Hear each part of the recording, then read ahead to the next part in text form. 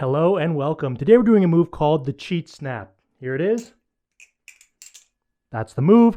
Here is a slightly more flashy horizontal variation. There's that. Same move, just a little more flashy. Here are slow-mos.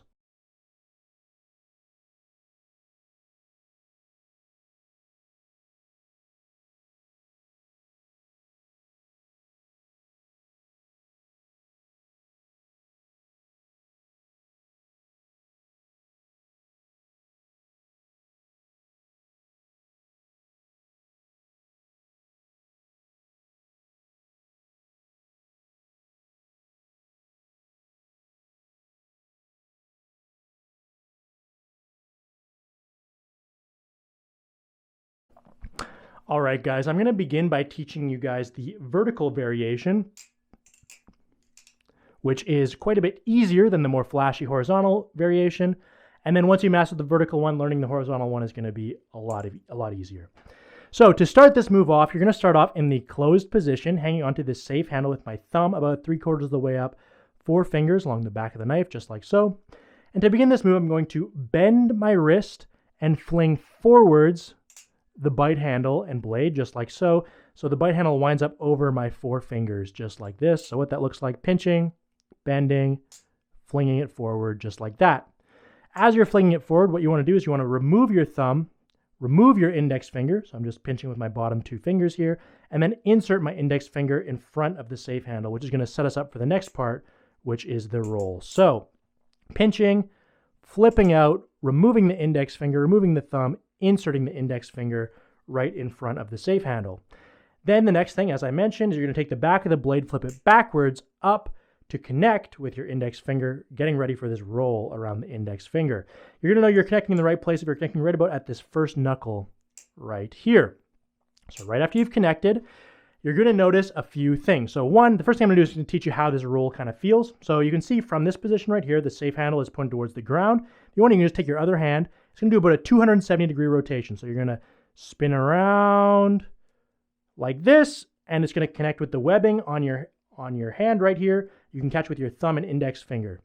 So if you do that really slowly, like I just did there, you're going to notice a few things. So one is right after you connect, you see my forearm is horizontal. I'm going to lift my arm just a bit, and that's going to, when the spin happens, if it's lifted, it's going to be a lot easier to catch it if it's in this vertical position right here. If my arm is still down here, you can see the handle is going to flop down. So again, flipping out the bite handle, insert the index in front, remove the thumb, flip up. As it spins around, it's going to do 270 degrees, and I'm going to catch in this more vertical forearm position with my thumb and index finger. And you can just kind of practice this catch just to kind of see how it feels, right? I can just hang out here. This is pretty chill.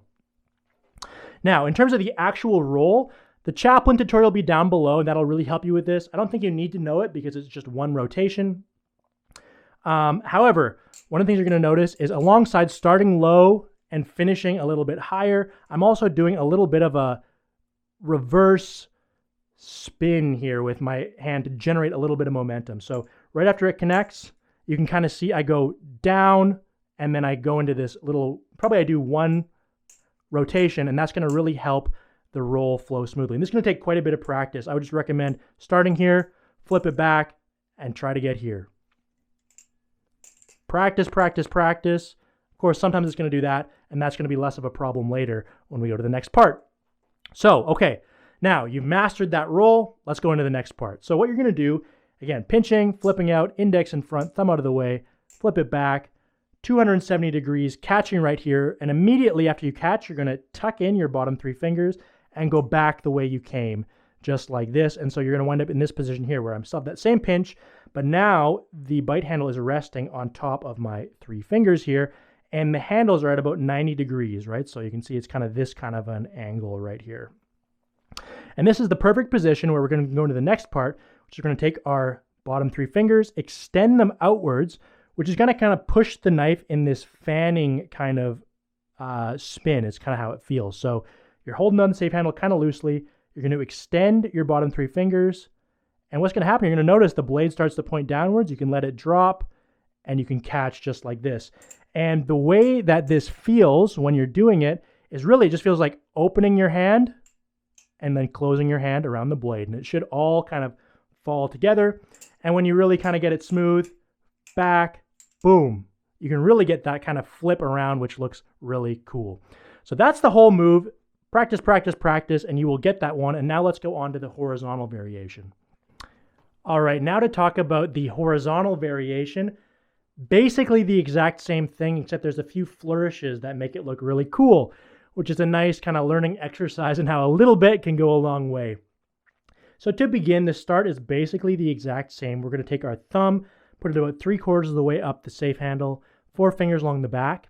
This time we're going to fling it out horizontally like a frisbee, like this, at which point we can let the bite handle fall, insert our index finger, put our palm up, continuing in that horizontal direction, connecting with this first knuckle and going into that rotation. And so what that'll look like, safe handle, frisbee, down, index in front, continuing up, connecting with the index, thumb and all the other fingers out of the way, 270 degrees, catching in the web of the fingers just like this. That's the exact same as the vertical one, it's just turned sideways.